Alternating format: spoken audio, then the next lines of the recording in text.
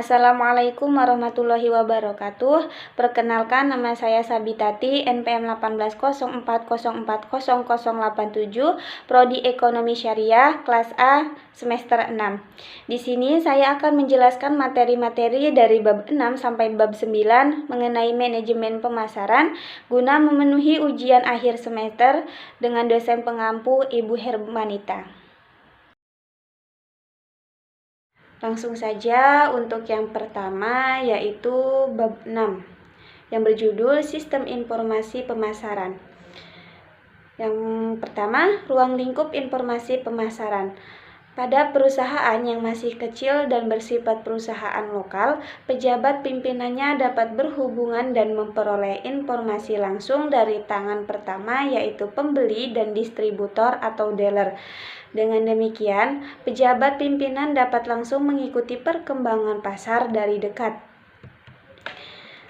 Bila pertumbuhan perusahaan maju pesat menjadi lebih besar, maka meningkatlah kerumitan yang dihadapi dalam kegiatan operasional perusahaan, sehingga para pimpinan sebagai pengambil keputusan tidak dapat lagi berhubungan langsung dan segera dengan pihak pertama, yaitu para pembeli dan distributor atau dealer. Keluhan dari para pimpinan tentang informasi. Yang pertama, ada terlalu banyak informasi pemasaran yang kurang tepat macam atau jenisnya. Yang kedua, tidak banyak informasi pemasaran yang tepat sesuai dengan kebutuhan. Yang ketiga, informasi pemasaran yang ada tersebar di seluruh perusahaan, dan ini biasanya membutuhkan suatu usaha yang besar untuk menempatkan fakta tersebut sesederhana mungkin. Yang keempat, informasi pemasaran yang penting kadang-kadang ditahan oleh bawahan jika bawahan itu yakin bahwa informasi ini akan mencerminkan hal yang tidak baik atau tidak menguntungkan bagi penilaian hasil presentasinya. Yang kelima, informasi yang penting sering diterimanya terlambat untuk digunakan. Dan yang untuk keenam, yaitu informasi sering diterima dalam bentuk yang tidak menggambarkan adanya gagasan. Informasi pemasaran dapat dikelompokkan menjadi 5, yaitu pertama, informasi pasar dan struktur pasar. Yang kedua, informasi harga dan sistem pembayaran. Yang ketiga, informasi produk dan pengembangan produk. Yang keempat, informasi advertensi dan promosi penjualan. Dan untuk yang kelima, informasi saluran distribusi dan penyaluran fisik. Judul selanjutnya yaitu pengertian dan konsep sistem informasi pemasaran. Sistem informasi pemasaran didefinisikan sebagai suatu susunan yang kait-mengait secara rumit atau kompleks dari orang-orang, mesin-mesin, dan prosedur yang direncanakan untuk menghasilkan aliran yang tersusun dan informasi yang tepat, dan telah dikumpulkan baik dari sumber-sumber yang berada di dalam maupun di luar perusahaan untuk dipergunakan sebagai dasar untuk pengambilan keputusan dalam bidang pertanggungjawaban tertentu dari manajemen pemasaran. 4 komponen penting sistem informasi pemasaran yaitu sistem laporan intern, sistem riset pemasaran, kecekatan atau daya pikir pemasaran, sistem analisis pemasaran. Masing-masing komponen tersebut merupakan subsistem yang tidak terlepas dari sistem informasi pemasaran. Yang selanjutnya, komponen yang terdapat dalam sistem informasi. Yang pertama, sistem laporan intern. Setiap perusahaan membuat laporan intern secara periodik yang memberikan data yang terakhir kepada pimpinan mengenai penjualan, biaya, persediaan, arus kas, utang, dan piutang. Yang kedua, sistem riset pemasaran. Kegiatan riset pemasaran perlu dilakukan secara terus-menerus dengan objek penelitian yang berbeda tergantung pada permasalahan yang dihadapi pimpinan dalam menentukan keputusan dan kebijakannya. Maka beberapa perusahaan telah membentuk bagian riset pemasaran di perusahaannya. Untuk yang ketiga, sistem inteligensi pemasaran. Sistem ini menyediakan data yang sedang terjadi di dalam bidang pemasaran kepada para pejabat pimpinan pemasaran. Sistem inteligensi pemasaran merupakan kumpulan sumber dan prosedur di mana para pejabat pemasaran mendapatkan informasi setiap hari tentang perkembangan lingkungan pemasaran ekstern. Untuk meningkatkan mutu inteligensi pemasaran yang diterima oleh para manajer, perusahaan perlu mengambil beberapa langkah konkret. Yang pertama, ada perusahaan harus melatih dan mendorong tenaga penjualan agar dapat mengikuti dan melaporkan segala bentuk perkembangan baru. Yang kedua, perusahaan harus mendorong para distributor, pengecer, dan usaha perantara lainnya untuk memberikan inteligensi yang penting.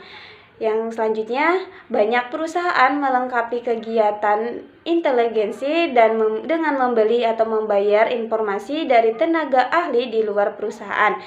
Untuk yang terakhir, perusahaan dapat membentuk suatu kantor yang khusus bertanggung jawab untuk mengembangkan atau meningkatkan mutu dan sirkulasi inteligensi pemasaran.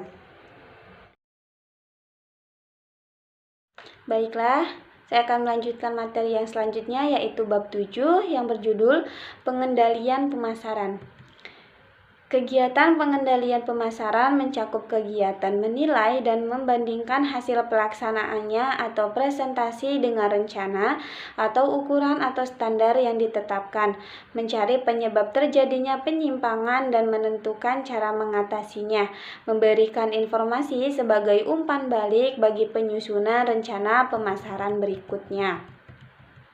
Ruang lingkup pengendalian pemasaran. Seorang manajer pemasaran dalam usaha mencapai tujuan dan sasaran di bidang pemasaran bertanggung jawab atas yang pertama, pembinaan dan pengembangan tenaga pemasaran, yang kedua, pembinaan dan pengembangan organisasi bidang pemasaran, yang ketiga, pembinaan dan pengembangan sarana dan prasarana di bidang pemasaran. Sistem pengendalian pemasaran. Syarat-syarat pengendalian yang pertama adanya penentuan target atau objektif yang jelas sehingga semua aktivitas atau usaha diarahkan untuk pencapaian target atau objektif tersebut. Yang kedua, adanya penentuan standar yang digunakan. Yang ketiga, adanya pembagian atau penentuan tugas. Dan yang keempat, pelaksanaannya hendaklah secara teratur, yaitu secara berkala seperti bulanan agar dengan program yang teratur dapat diikuti letak penyimpanannya. Pada dasarnya ada dua sistem pengendalian. Yang pertama, sistem pengendalian terbuka, yaitu semua pejabat atau pelaksana di bidang pemasaran mempunyai wewenang yang terbatas. Semua masalah dilaporkan dulu pada atasannya dan atasanlah yang mengambil keputusan. Jadi semua kebijakan dan masalah diputuskan oleh manajer perusahaan. Yang kedua, sistem pengendalian tertutup, yaitu semua petugas atau pejabat di bidang pemasaran diberikan wewenang untuk memutuskan sesuai dengan petunjuk atau arahan atasannya masing-masing. Yang selanjutnya, pengendalian efektivitas program. Pengendalian ini ditujukan untuk mengevaluasi berhasil tidaknya program yang disusun. Kunci keberhasilan ini terletak pada kemampuan perusahaan menjalankan sistem manajemen by objektivitas, di mana terdapat 4 unsur penting. Yang pertama, program yang disusun harus mempunyai sasaran yang jelas yang harus dipertanggungjawabkan untuk dicapai. Yang kedua, pengukuran hasil prestasi harus dilakukan secara berkala atau periodik, membandingkan sasaran yang telah ditetapkan, serta mencari penyimpangan yang besar atau hasil prestasi yang terjadi. Yang ketiga, hasil prestasi yang menyimpang relatif besar perlu dianalisis sebabnya, sehingga dapat diketahui mengapa hal tersebut terjadi, apakah disebabkan faktor di dalam atau di luar lingkungan perusahaan. Yang keempat, tindakan koreksi atau penyempurnaan harus dilakukan pimpinan untuk mengurangi jarak penyimpangan antara sasaran dan hasil presentasi. Yang kelima, peralatan pengukuran hasil prestasi. Yang selanjutnya, kerangka strategis pengendalian pemasaran. Kedua analisis pasar dan share pasar akan sangat bermanfaat digunakan dalam pengkajian secara mendalam tentang perbedaan antara realisasi hasil penjualan yang dicapai dengan apa yang telah direncanakan dalam program pemasaran. Pengkajian ini merupakan kerangka dasar strategis untuk pengendalian pemasaran, yaitu memonitor dan menilai hal yang perlu diperhatikan yang diterima seawal mungkin dalam usaha pemasaran. Yang selanjutnya, pengendalian efisiensi. Penekanan efisiensi adalah pada pertimbangan biaya, yaitu cara yang paling efisien untuk mengelola tenaga penjual, advertensi, promosi penjualan, dan penyaluran. Analisis ini digunakan untuk pengambilan keputusan bagi penentuan strategi produk, harga, promosi, dan distribusi atau penyaluran.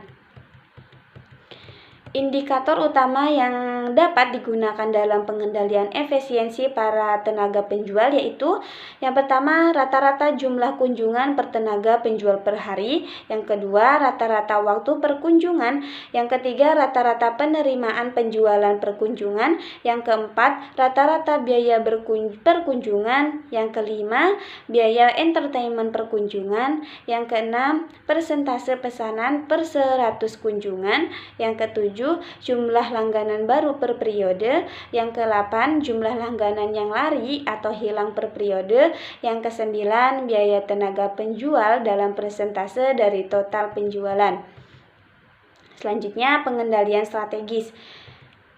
Kekurangan berhasilan usaha pemasaran dapat disebabkan oleh kesalahan pimpinan dalam menetapkan strategi atau kesalahan para pelaksana dalam melaksanakan strategi yang telah ditetapkan pimpinan tersebut. Dalam hal ini perlu dilakukan pengendalian strategi pemasaran. Peralatan pengendalian strategi pemasaran yang dapat digunakan adalah analisis posisi pemasaran perusahaan melalui share pasar perusahaan. Apabila share pasar perusahaan tetap atau proporsional, maka strategi yang dilakukan perusahaan adalah strategi pemeliharaan.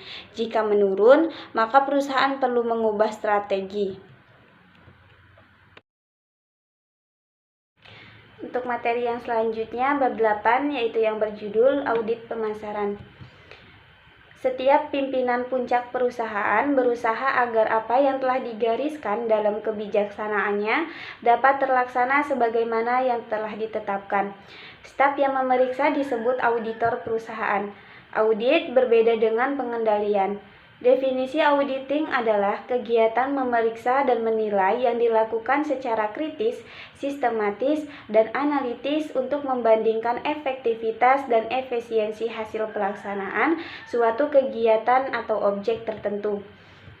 Falsafah manajemen pemasaran. Ada 5 konsep pemasaran yang dilakukan organisasi untuk menjalankan pemasaran mereka. Yang pertama, konsep produksi. Falsafah yang menyatakan bahwa konsumen akan menyukai produk-produk yang tersedia dan selaras dengan kemampuan, dan manajemen sebaiknya memusatkan perhatian pada peningkatan efisiensi produksi dan distribusi. Yang kedua, konsep produk. Gagasan bahwa konsumen akan menyukai produk-produk yang menawarkan mutu, kinerja, dan penampilan terbaik, dan bahwa suatu organisasi sebaiknya mencurahkan tenaganya untuk melakukan perbaikan produk secara berkesinambungan. Yang ketiga, konsep penjualan.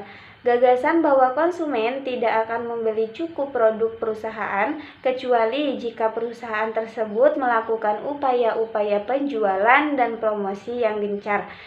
Dan yang keempat, konsep pemasaran. Falsafah manajemen pemasaran yang menyatakan bahwa pencapaian tujuan-tujuan organisasional bergantung pada penetapan kebutuhan dan keinginan dari pasar sasaran dan penyampaian kepuasan yang diinginkan secara lebih efektif dan lebih efisien dibandingkan dengan pesaing. Baiklah, untuk materi yang terakhir yaitu bab 9 yang berjudul meneliti dan memilih pasar sasaran melalui segmentasi, targeting, dan positioning.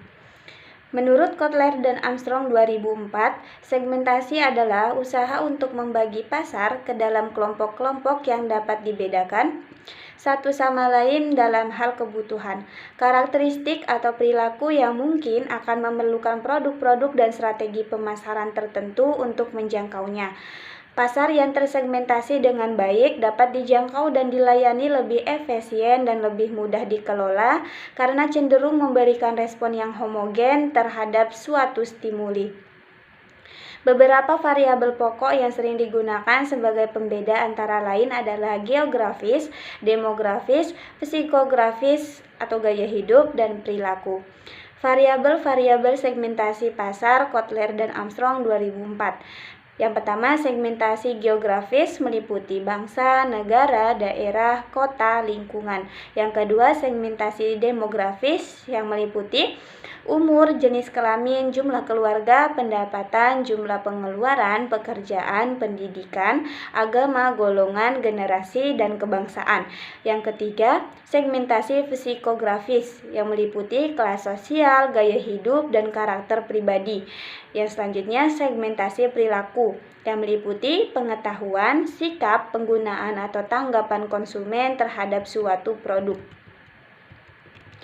Ada beberapa kondisi yang diperlukan agar proses segmentasi pasar dapat efektif, yaitu yang pertama, luas pasar memadai. Apabila pasar tidak cukup luas untuk dibagi sehingga akan merugikan. Yang kedua, dapat ditindakan. Segmentasi pasar akan sulit ditindakan apabila basis pembagiannya sulit untuk diukur, misalnya mengukur tingkat motivasi pembelian. Yang ketiga, dapat dilayani. Segmen yang ada harus dapat dilayani, jika tidak maka akan sia-sia. Struktur pasar meliputi dua hal, yaitu yang pertama faktor populasi, yaitu keadaan dan perubahan dari jumlah serta pertumbuhan penduduk. Yang kedua, faktor kemampuan membeli. Apabila kemampuan ini sangat dipengaruhi oleh pendapatan, maka faktor yang mempengaruhi pendapatan tersebut adalah pendidikan dan pekerjaan konsumen. Yang selanjutnya, strategi pemasaran. Strategi pemasaran adalah usaha-usaha pemasaran yang logis untuk pencapaian suatu tujuan pada lingkungan pemasaran tertentu. Tujuan-tujuan pemasaran yang umum adalah profitabilitas, pertumbuhan penjualan, pengembalian market share, pemimpin pasar, produktivitas, mempertahankan pasar, dan sebagainya. Strategi pengembangan baru. Ada 6 strategi yang dapat dikembangkan. Yang pertama, sebagai penemu dan pelopor barang baru. Yang kedua, mempertahankan pasar. Yang ketiga, mengarah pasar yang belum dikuasai. Yang keempat, mengisi kesempatan pasar yang masih kosong. Yang kelima, pemanfaatan kemajuan teknologi. Dan yang keenam, pengembangan pada kekuatan distribusi. Ada beberapa alternatif keputusan dalam marketing mix 4P. Pengenalan barang baru. Yang pertama, yaitu barang atau produk. Jenis rancangan barang cenderung terbatas dan mempunyai model barang standar yang sederhana. Yang kedua, promosi atau promotion. Promosi yang terutama dipergunakan adalah periklanan dan kemudian promosi penjualan. Terdapat dua alternatif pada program promosi barang perkenalan. Yang pertama, promosi gencar dan promosi lambat. Yang ketiga, harga atau price. Harga merupakan variabel yang peka. Ada dua strategi yang umum dipergunakan, premium atau claim skimming. Yang selanjutnya, distribusi atau flash, yaitu memberikan kemudahan bagi pembeli untuk memperoleh barang. Selanjutnya, strategi pertumbuhan barang. Apabila strategi memasuki pasar telah berhasil dan permintaan cenderung meningkat dengan tajam, maka dapat dikatakan bahwa barang telah sampai pada tahap pertumbuhannya, di mana strategi yang digunakan adalah strategi mengembangkan dan mempertahankan tingkat penguasaan pasar, terutama diarahkan untuk yang pertama, mengamati jumlah pesaing aktual maupun potensial yang mampu memasuki pasar. Yang kedua, perkiraan tingkat penjualan dan panjangnya kehidupan barang sebagai penentu investasi. Yang ketiga, kemampuan barang memberikan keuntungan. Strategi tahap kedewasaan barang. Dapat dibedakan strategi tersebut menjadi 3. Yang pertama, strategi pemeliharaan. Tujuannya adalah untuk mempertahankan tingkat pasar yang telah dikuasai selama ini. Untuk maksud tersebut dapat melayani segmen-segmen pasar yang ada. Yang kedua, strategi memasuki, yaitu tujuannya adalah untuk menebus segmen pasar lain agar dapat meningkatkan kembali pasar yang pernah dicapai. Yang ketiga, strategi memasuki kembali, yaitu strategi ini ditujukan untuk memperbaiki penjualan yang menurun dengan beberapa pendekatan yang diperbaharui. Itu saja yang bisa saya jelaskan atau saya sampaikan dari materi-materi bab 6 sampai bab 9. Bila ada kesalahan saya mohon maaf. Saya akhiri. Wassalamualaikum warahmatullahi wabarakatuh.